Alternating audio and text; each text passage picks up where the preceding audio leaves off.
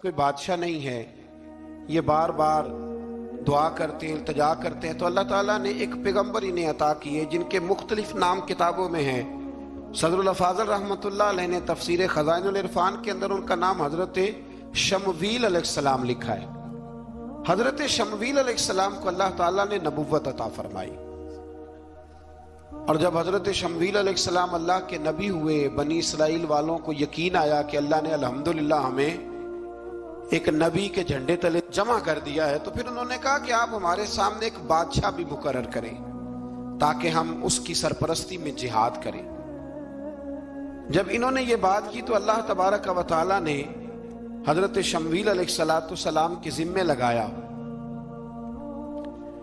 تو ایک اس زمانے میں اللہ کے نیک بندے تھے، جناب طالوت علیہ السلام ان کا نام تھا۔ تو حضرت شمویل علیہ السلام نے انہیں کہا کہ اللہ کریم نے نا تمہارا بادشاہ طالوت کو بنایا ہے، ان کا نام بھی قرآن مجید نے ذکر فرمایا ہے۔ تو بنی اسرائیل کے لوگ کہنے لگے یہ تو غریب آدمی ہے، وہ بکریاں چرایا کرتے تھے، لیکن علم میں بڑے پختہ تھے، وجود میں بڑے طاقتور تھے۔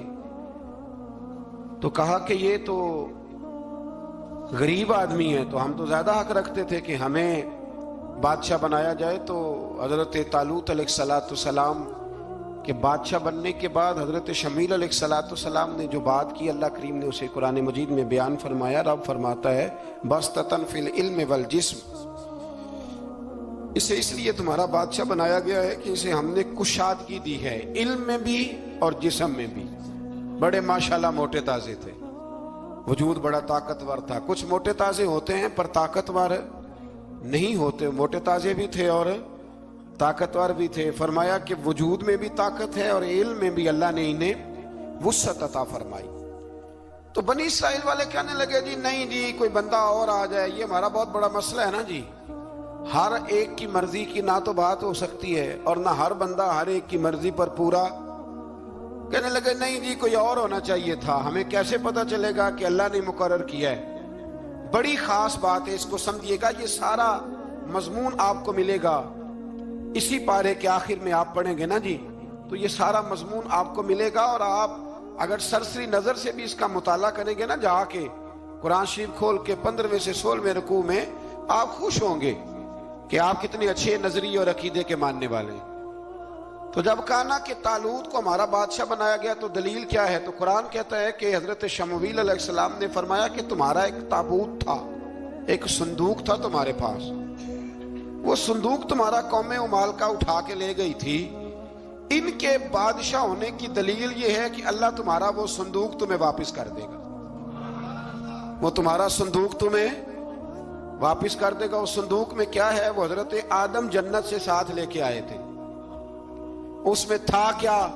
تو قرآن مجید کہتا ہے کہ اس کے اندر نا حضرت ہارون علیہ السلام اور حضرت موسیٰ علیہ السلام کے تبرکات تھے، تبرکات۔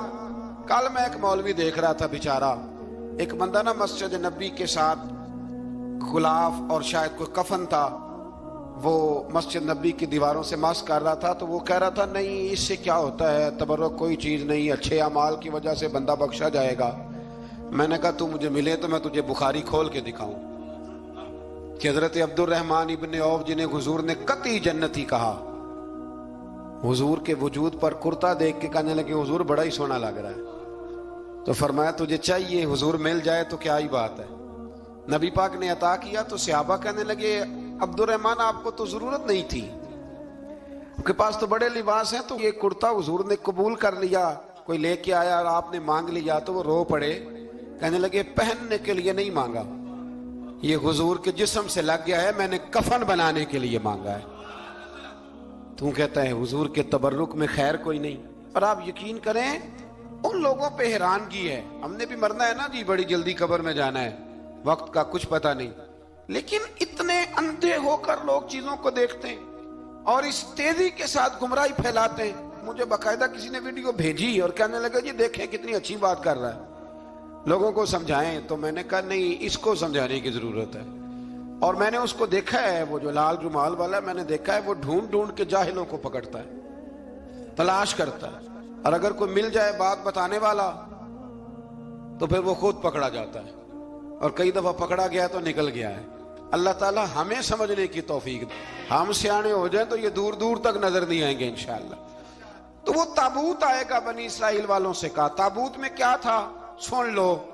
اور یہ قرآن مجید ہے. آج میری ماننا یہ 15 میں سے 16واں رکوع ضرور ہی پڑھنا کہ وہ آخر تابوت میں کیا تھا. کھولنا ذرا. قرآن مجید کہتا ہے کہ حضرت موسیٰ علیہ السلام اور حضرت ہارون کے تبرک تھے. تو تبرک کیا تھے؟ تمام مفسرین نے لکھا ہے کہ حضرت موسیٰ کا ایک کرتا تھا, ایک ڈنڈا تھا, جوتے تھے, اور جناب ہارون علیہ السلام کا امامہ شریف تھا, اور تورات کی کچھ تختیاں تھی. تو اس کا فائدہ کیا تھا؟ اس تابوت کا فائدہ یہ تھا کہ بنی اسرائیل والے جب اپنے دشمنوں سے لڑتے تھے تابوت سامنے رکھ کے دعا مانگتے تھے, اللہ انہیں کامیابی عطا کر دیتا تھا.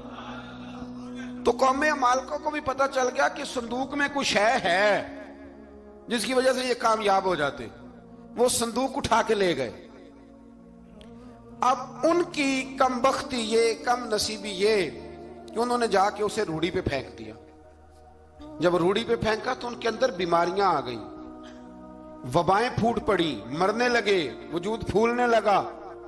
پھر ان کے دلوں میں بات آئی کہ یہ ہم نے اس صندوق کی بے ادبی کی ہے. صندوق میں کیا ہے؟ تبرکات. ہمیں کہتے ہیں جی نالین کا نقشہ کیوں لگایا ہے؟ تمہارے تو بزرگوں کا عقیدہ ہے سر پہ رکھنے کو مل جائے اگر نقش نالے پاک کے حضور تو پھر کہیں گے کہ ہاں تاجدار ہم بھی ہیں. تو کہا کہ اس کے اندر یہ تبرکات تھے. انہیں بھی سمجھ میں آئی تو انہوں نے نا بیل گاڑی منگائی اور وہ صندوق اٹھا کے اس کے اوپر رکھ دیا. اب کیا ہوا؟ قرآن کہتا ہے کہ فرشتوں نے نا اس صندوق کو وہاں سے اٹھایا. مفسرین نے لکھا اس کا معنی یہ بھی ہو سکتا ہے کہ اس بیل گاڑی کو ڈائریکشن پہ لگایا. ادھر سے حضرت شمویل علیہ السلام نے جناب طالوت کو بادشاہ بنا دیا اور ادھر سے وہ صندوق چل پڑا. کہا بھئی ہم ان کو کیسے بادشاہ مانے؟ تو فرمایا بادشاہ اس طرح مانو گے کہ تمہارا وہ صندوق آ جائے گا. اور قرآن کہتے ہیں اس صندوق میں تمہارے دلوں کا سکون ہے, اس میں تمہارے دلوں کا. اور بھائی ہماری تو کوشش ہوتی ہے بزرگوں سے کوئی چیز مل جائے, اللہ والوں کا کوئی تبرک ہمارے ہاتھ آ جائے. تو وہ صندوق آ گیا, یہ مان گئے. اب جہاد کرنے نکلے تو لڑنا تھا جالوت کی قوم کے ساتھ. وہ بڑا سخت آدمی تھا, 3 من سونا اس نے وجود پہ پہنا ہوتا تھا. اس کی قوم سے لڑنا ہے, ٹوپی بڑی تگڑی پہنی ہوتی تھی لوہے کی. اب کون لڑے؟ ایک نوجوان تھے جن کا نام تھا داؤد علیہ السلام. وہ بھی بکریاں چرایا کرتے تھے. اور جن دنوں حضرت طالوت نکلے نا اپنی قوم کو لے کر جالوت کے خلاف لڑنے تو حضرت داؤد بھی شامل ہو گئے. اللہ جب کسی کو نوازتا ہے نا تو پھر خاص ہی کرم نوازی کرتا ہے. مفسرین نے لکھا جب یہ جا رہے تھے نا, وہاں جا رہے تھے تو رستے میں انہیں 3 پتھر مل گئے. انہوں نے وہ تینوں پتھر اٹھا لیے.